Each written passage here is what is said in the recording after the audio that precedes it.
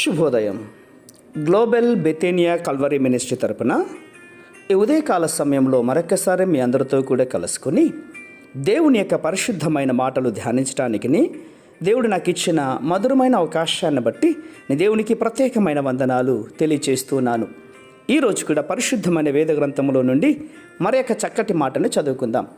మత్తయి సువార్త 14వ అధ్యాయము 14వ వచనాన్ని నేను చదువుతున్నాను. దయచేసి గమనించండి.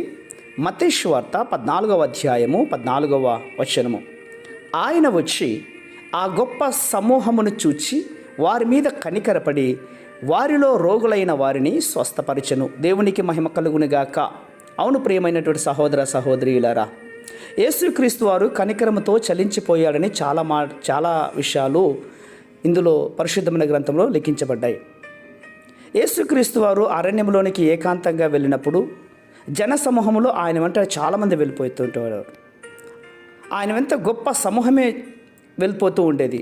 అప్పుడు వారిని చూచి కనికరపడి వారిలో ఎవరైనా రోగులైతే గనక వారిని స్వస్థపరిచేవాడు.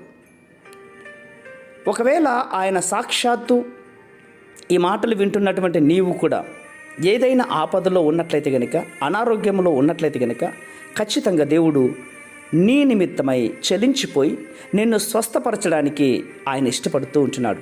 ఎందుకంటే ఆయన మీ హృదయములను పరిశోధించినటువంటి వాడు. అవి మన కంటికి మరుగై ఉంటాయి, మన కంటికి కనిపించు మనలో ఉన్నటువంటి శరీర రోగాలు, కానీ ఆయన వాటిని గురించి బాగా తెలుసు. ఎందుకంటే ఆ గొప్ప జన సమూహమును ఆయన చుట్టి ఉన్నప్పుడు ఎంతోమంది ఆయన ద్వారా స్వస్థత పొందుకున్నారు. అలసిపోయిన వారు, నలిగిపోయిన వారు, హృదయవేదన కలిగిన వారు, ఆ ప్రాంతానికి వచ్చినటువంటి వారు చాలామంది స్వస్థ పొందుకున్నారు ప్రియులారా.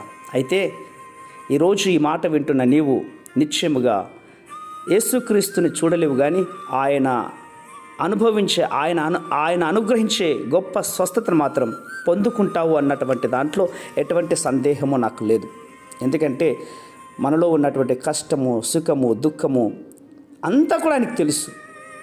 ఈ భూమి మీద ఉన్నప్పుడు వలె ఇప్పుడు కూడా ఆయన పరిశుద్ధాత్మ రూపంలో మన మధ్యలో చలిస్తూ ఉన్నాడు. ఆయన ఆ జన సమూహమును చూసినప్పుడు వారి మధ్య ఎట్లా కనికరపడ్డాడో ఈరోజు నీ మీద, నా మీద, మనందరి మీద మనలో ఉన్నటువంటి రోగములను స్వస్థపరచడానికి ఆయన సమర్థుడు.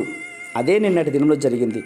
45 రోజుల ఉపవాస కూడికలో మన సంఘంలో అనేక మంది స్వస్థత పొందుకున్నారు. అనేక మంది అద్భుతాలు జరిగాయి.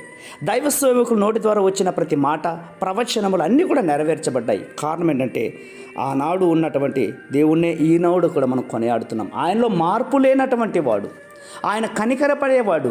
నీవు నేను ప్రభు సన్నిధికి ఎంత దగ్గరవుతామో అంతగా మన మీద కనికరపడి స్వస్థతలు పొందుకొందుముగాక.